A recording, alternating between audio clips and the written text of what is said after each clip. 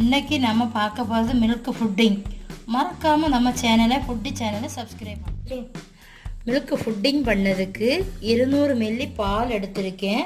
Sugar powder பண்ணி வச்சுருக்கேன். 3 egg எடுத்திருக்கேன். வெண்ணிலா எசன்ஸு, நெய் வச்சுருக்கேன். முட்டையை நம்ம உடைச்சிக்கலாம்.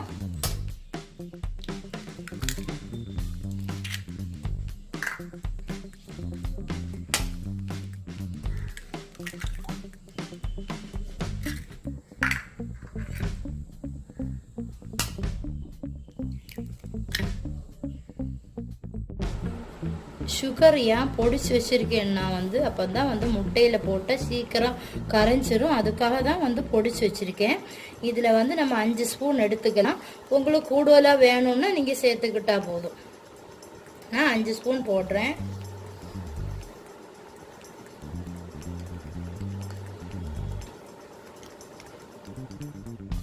அரை ஸ்பூன் வெண்ணிலா எசன்ஸ் ஊற்றிடலாம். அது இல்லைன்னா நீங்கள் ஏலக்காய் பவுடர் போட்டால் போதும்.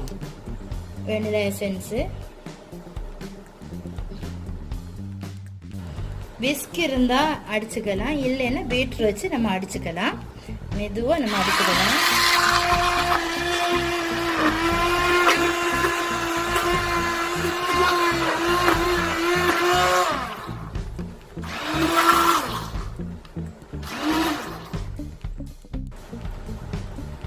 இனி நம்ம கொஞ்சம் கொஞ்சமாக மில்க் ஊற்றி அடிச்சிடலாம். மெதுவாக அடிக்கணும்.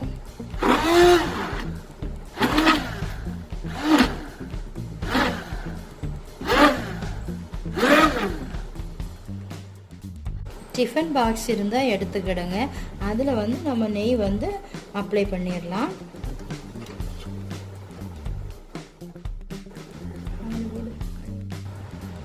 நம்ம இதை இதில் ஊற்றி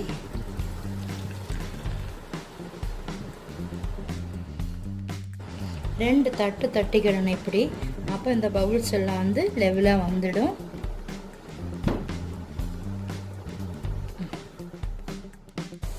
இட்லி பாத்திரத்தில் நான் 2 கிளாஸ் தண்ணி ஊற்றி 200 மில்லி தண்ணி ஊற்றி இதை நம்ம 30 நிமிஷம் வேக வச்சிடலாம்.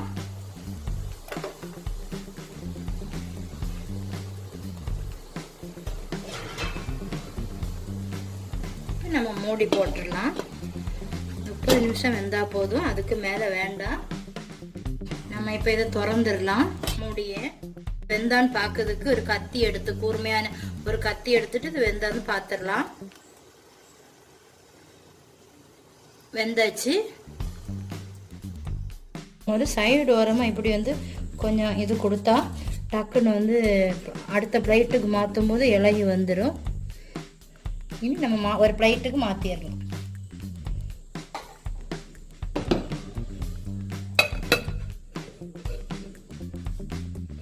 ஃப்ரீசரில் வச்சு நம்ம ஒரு 15 நிமிஷம் வச்சு எடுத்துக்கலாம். கூழை சாப்பிட்டா தான் நல்லா. சுவையான மில்க் ஃபுட்டிங் ரெடி. நீங்களும் உங்கள் வீட்டில் ட்ரை பண்ணி பார்த்துட்டு கமெண்ட் பண்ணுங்கள்.